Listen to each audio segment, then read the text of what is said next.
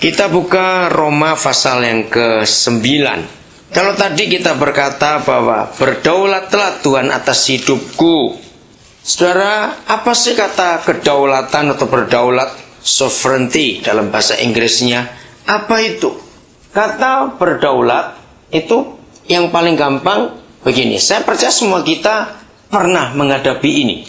Ya, karena kita semua dari Indonesia datang ke Amerika. Nah, kedaulatan Amerika itu pertama kali kita hadapi, begitu turun pesawat, kita menghadapi kota-kota kecil itu. Ngerti maksud saya? Ketemu orang-orang imigrasi, itulah kedaulatan. Kita nggak ketemu Presiden Amerika di situ. Kita nggak ketemu apa-apa. Kita cuma lihat kota itu dan ada officer di situ, ada petugas imigrasi di situ. Itu kedaulatan.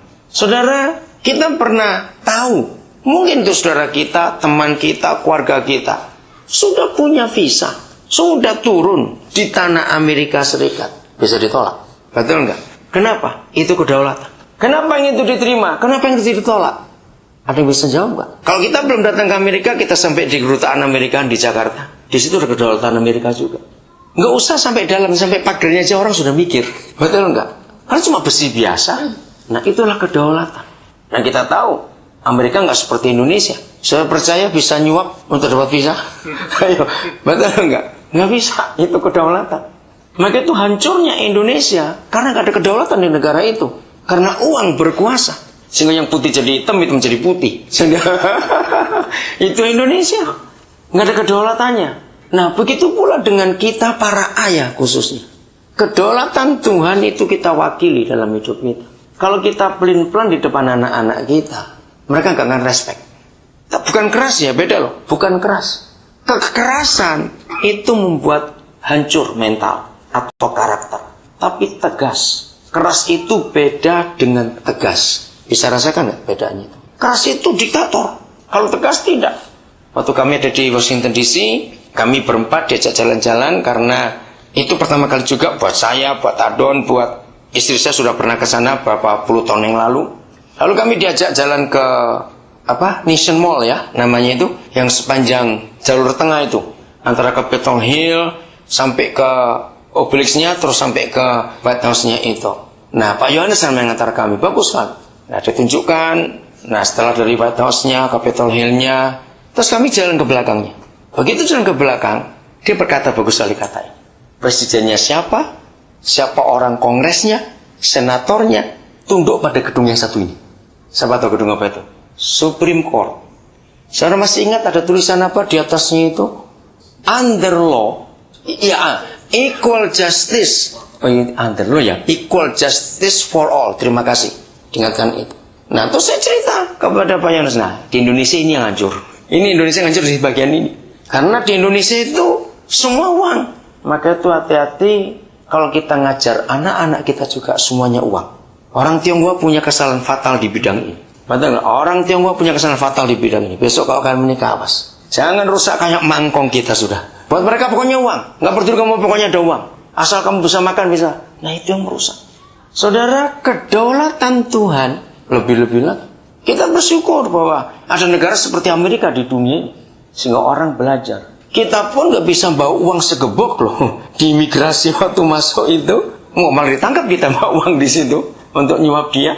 Ada kedaulatan, ada sovereignty di situ. Kita nggak lihat bentuknya, nggak ada bentuk, nggak ada benda, tapi ada wibawa di situ. Nah, seperti itu Tuhan dalam kehidupan kita.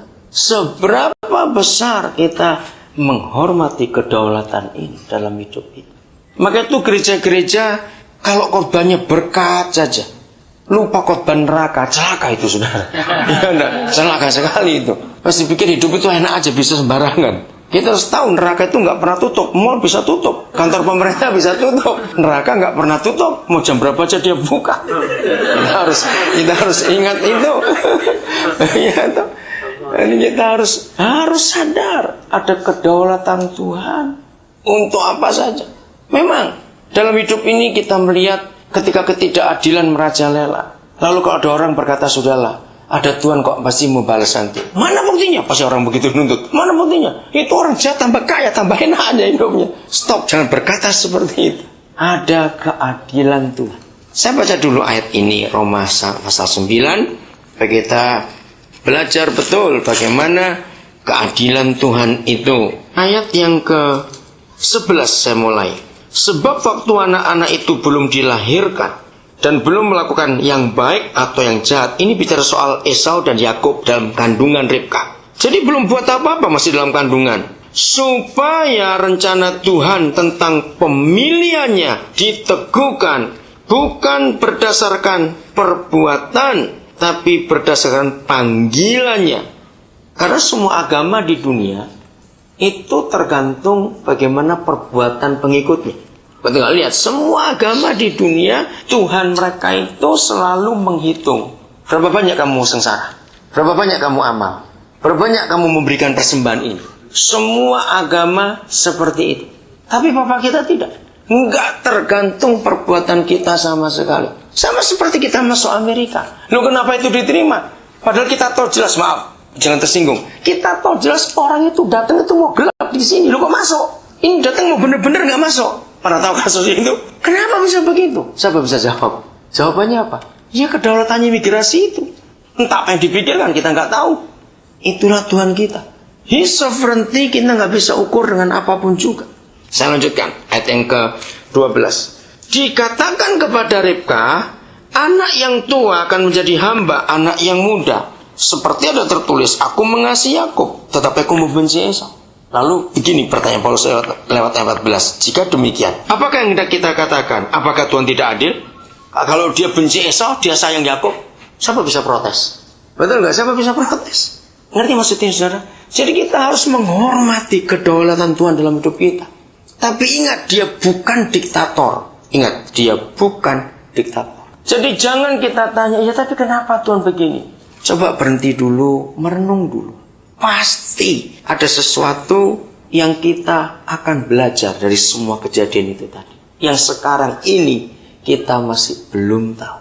Itulah yang Tuhan mau untuk kita ini.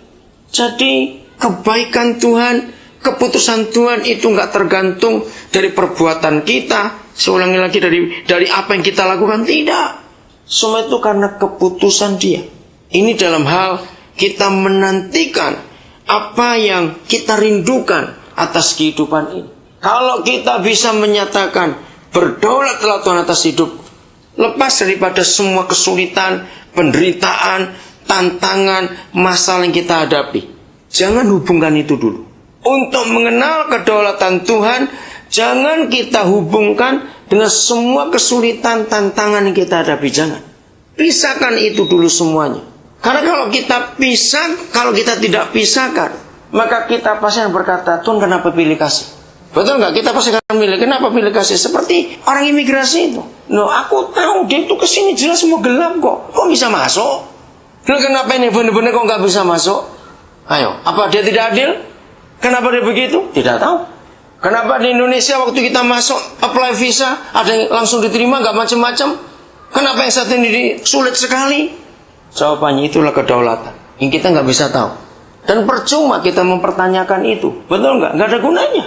Mau sampai capek, mau sampai apa? Malah diusir kita nanti. Urusannya apa kamu? Ngurus orang lain. Ayo kita belajar menghargai kedaulatan Tuhan ini. Terus bagaimana caranya? Nah, ingat satu hal, bahwa bagaimanapun juga sehebat-hebatnya kedaulatan Tuhan, ingat satu posisi ini, dia tetap apa? Bisa berkata amin? Dia tetap apa? Ini bedanya. Kalau negara punya kedaulatan dalam teritorial mereka, batas negara mereka, itu bukan sebagai apa-apa. Eropa, saudara, sampai tahun 2099 mulai 2000 itu total semua. Jadi tahun 2000 itu 24 perbatasan negara dibuka semua.